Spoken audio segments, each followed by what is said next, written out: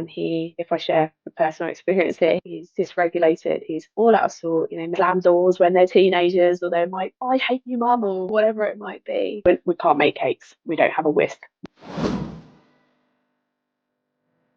How can mothers protect both themselves and their children emotionally when the abuse continues indirectly? I think where children are concerned, it's really going to be dependent on the age of the children at this point. For me, I'm living through Luca as a toddler. So for me, protecting him emotionally is very much around sheltering his experience. And I'm sheltering is maybe the wrong word, but protecting his experience and making sure that he's not, at least in my care, he's not being brought into the conflict that might be happening between parents, and being that support for him when he does come back. And he, if I share the personal experience here, he's dysregulated, he's all out of sort, many mums will be able to relate to this as well. So just continuing to be that safe space, and it can be really difficult. And I'm sure many mums who are further along in the journey have said, yeah, it might not get easier. Like, they often come back from the other parents and they're dysregulated, and they might, slam doors when they're teenagers, or they might, I hate you, mum, or whatever it might be. But just remaining that calm,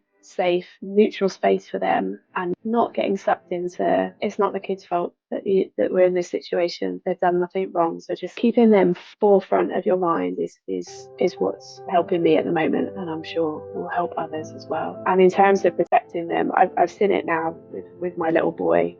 Again, only 2, but he might come home from his dad having been told a story. It's never about disproving or saying that the other parent is wrong, but it's about providing the evidence to show them what is true rather than right or wrong. So I'll give an example. This is not a real life example, but for example, you have a child who comes back from a co-parent's house, and the co-parent has said, we can't make cakes. We don't have a whisk. Mummy's got that whisk. She took it when she left, for example. For me, if that was my child coming back into a situation and the child came home and said, I couldn't make cakes at daddy's this weekend because he didn't have a whisk, I'd be saying, okay, I understand you didn't have a whisk. We have the whisk here, but did daddy have a fork? And explaining and showing that you can still whisk things with a fork. You don't need a special tool to be able to make cakes. Or, I hope that's a good enough example to help demonstrate what it looks like to not, that use of language in terms of what's right and wrong versus what's true. Thank you so much. That's a very good example. And just like you said, although that wasn't the case for me, because my children didn't go to the other parent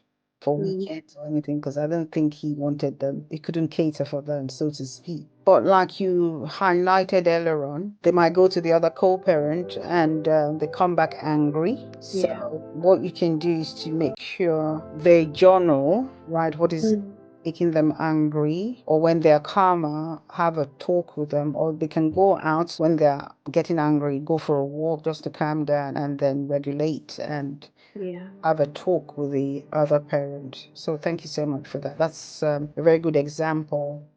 Be safe and be positive. And don't forget to check out our social media handles. Thank you. Bye for now.